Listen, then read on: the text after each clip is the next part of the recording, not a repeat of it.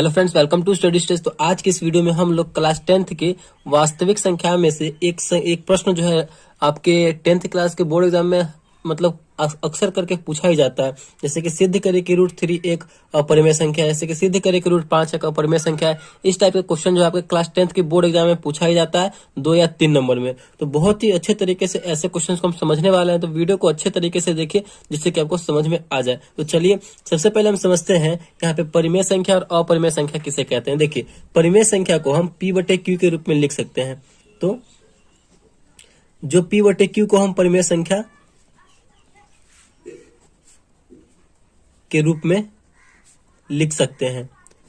परिमेय संख्या क्या होता है? तो परिमेय संख्या को हम P/Q के रूप में लिख सकते हैं, और हम P/Q के रूप में नहीं लिख सकते हैं किसको? तो अपरिमेय संख्या। तो अपरिमेय संख्या को हम P/Q के रूप में नहीं लिख सकते हैं। तो आई होप आपको समझ में आ गया होगा कि परिमेय संख्या किसे कहते हैं। परिमेय संख्या को P/Q के रूप में लिख सकते हैं।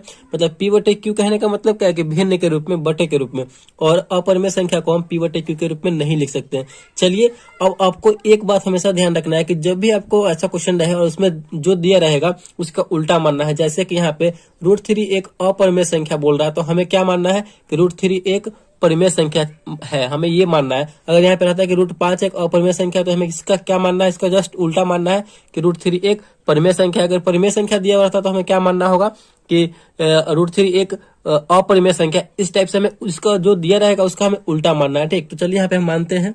जैसे जैसे हम बना रहे हैं बिल्कुल उसी तरीका से आपको सीखना है और वही तरीका अपनाना है आपको बोर्ड एग्जाम में। तो यहाँ पे हमें क्या लिखना है?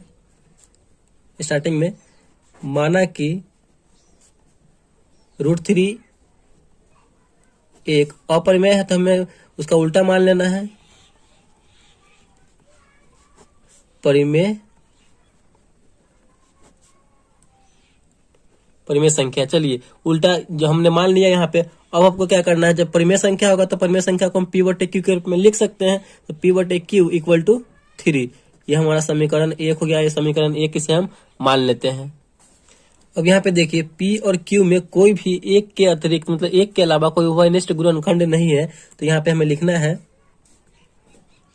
P और Q में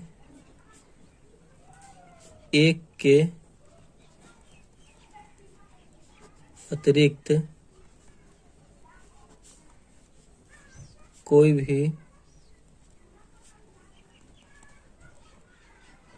उभयनिष्ठ गुणनखंड नहीं है। मतलब इस टाइप के क्वेश्चन में थोड़ा आपको मतलब 1-2 लाइन याद भी करना पड़ेगा। तो अपने माइंड में याद करते भी चलिएगा उसको। मतलब 1-2 लाइन जैसे कि इस टाइप का हो गया तो आपको माइंड में थोड़ा सा ये मतलब याद करते चलना है बस। मतलब सब्जेक्टिव टाइप का ये हो जाता है। चलिए, इतना लिख लिए, P और Q में एक के अतिरिक्त और कोई भी उभयनिष्ठ गुणनखंड नहीं है। अब हमने जो समीकरण 1 माना है, जैसे कि P/Q इक्वल टू √3, ये हमें समीकरण 1 माना है। इसमें हमें दोनों तरफ वर्ग करना है, यानी स्क्वायर करना है।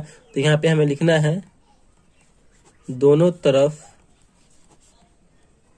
वर्ग करने पर।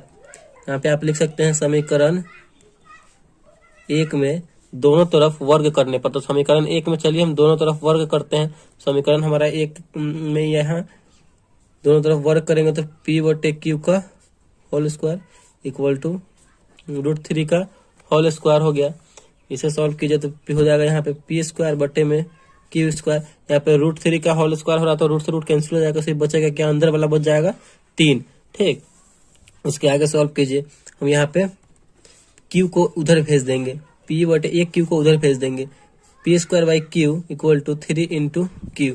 एक Q को हम उधर भेज दिए। यहाँ पे आपको देखने को मिल रहा है कि P² ये भिन्न के रूप में है। भिन्न के रूप में इसका मतलब क्या? ये परिमेय संख्या है। ठीक, तो यहाँ पे ये भिन्न के रूप में है तो ये परिमेय संख्या है। ठीक, ये भी पूर्णांक है लेकिन ये भिन्न के रूप में तो ये परिमेय संख्या है। यहाँ पे 3 इंटू Q है, यानी 3 भी पूर्णांक है और Q भी पूर्णांक है। तो ये संख्या क्या हो गया? तो ये पूर्णांक के रूप में है। तो आप देखिए, यहाँ पे पूर्णांक के रूप में और एक भिन्न के रूप में। तो ये असंभव है कि भिन्न इक्वल टू पूर्णांक, यानी भिन्न जो है पूर्णांक के बराबर कभी भी नहीं होता है। भिन्न जो है पूर्णांक के बराबर कभी भी नहीं होता है।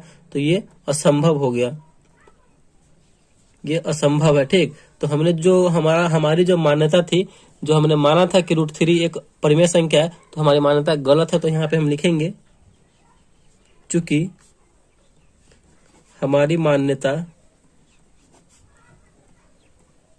गलत है, ठीक, इसलिए √3 एक